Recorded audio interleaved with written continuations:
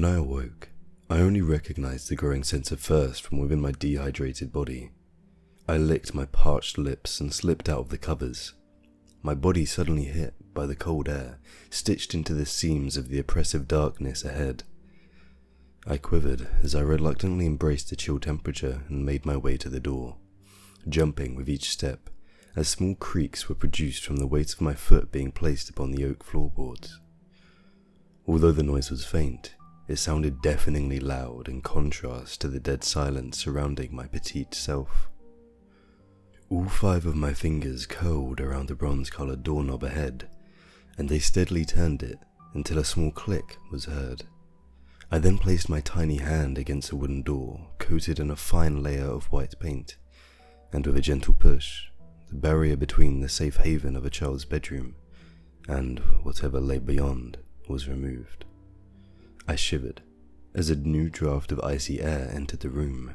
A brand new wave of darkness seemed to rush through the doorway and engulf the area, its color resembling that of tar. Summoning all the courage I could, I placed both feet firmly on the beige carpet that embellished the ground. My eyes glared at the corridor before me. It appeared lengthier at night than during the day. I could imagine elongated arms melting from the walls on both sides. I could envision dozens of spiders dropping from the ceiling, several landing on my hair, and others crawling on the surface of my body. Shaking my head, I banished such thoughts and proceeded down the hallway.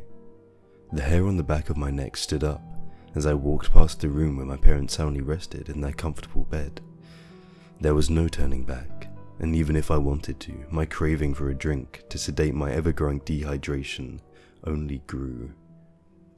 I carried on still, finally reaching the end of the endless path and found myself in a clearing.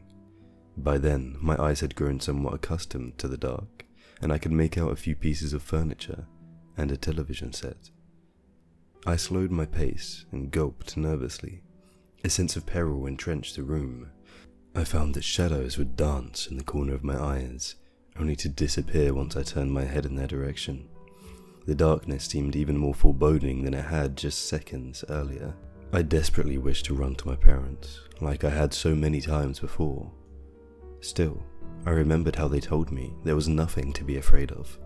They explained numerous times that my young imagination would always come up with ways to scare me, but I had to learn to be brave and overcome the fear I would often encounter at the hands of my own mind. Thus, my mind was set on proving to my mother and father that I wasn't afraid anymore, and so I carried on. I confidently walked forward, repeating what my parents had said in my thoughts with each stride. After taking a few steps, I heard it. From behind me, I could make out the sound of footsteps, their rhythm conflicting with my own. As I stopped, so did they.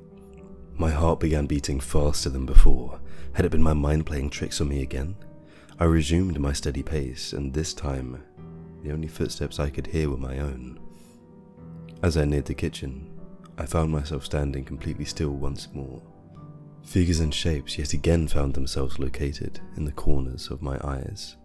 I attempted to take a few deep breaths in order to calm down.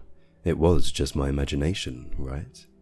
I tried my hardest to assure myself of that, but somewhere in the back of my mind I doubted it, and that growing sense of fear showed as I walked even faster. I kept my eyes focused ahead, not daring to look behind me for even a second. The offbeat footsteps returned once again, and I responded by going even faster.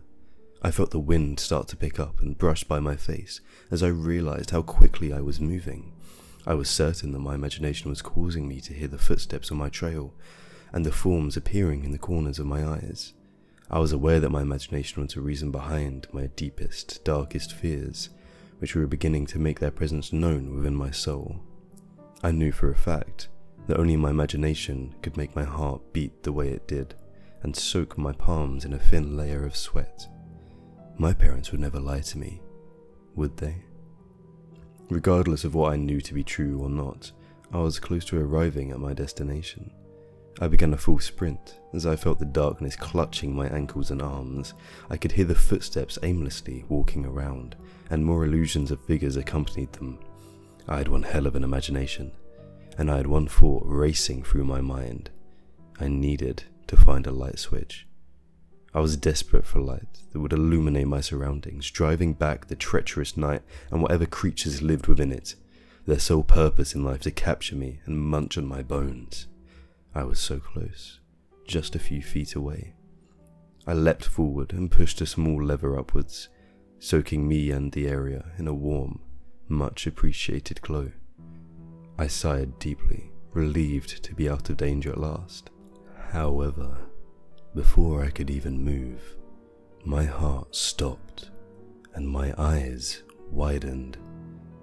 Behind me, I heard a voice most unfamiliar. It was guttural and moist, and it echoed throughout the entire house. "Finally, I can see you." I flicked off the lights before letting out a shrill cry. I dashed through the darkness, through the living room, the hallway, all the way to my parents' room. Though I can't be certain, I swear I could hear the faint sound of childish giggling from behind me. My parents were frustrated that I had awoken them, but I didn't care in the slightest. I clung to my mother, sobbing into her chest. My father didn't find anything in the house. He searched every nook and cranny of the place, only to confirm his suspicions that we were the sole occupants. My parents let me sleep with them that night. I knew that no matter what I said, they would simply chalk my experience up to being the consequence of a hyperactive mind. But I knew there was something with me. I knew beyond any doubt that the breathing I felt on the back of my neck and that deep, perverted voice was all real. Looking back, I feel almost silly that I was afraid of the dark. We were never afraid of the dark. Rather, it was what was in that dark that petrified us to our very core. It was the knowledge that the only thing separating us from a potentially cruel, twisted fate was the thin veil of darkness surrounding us.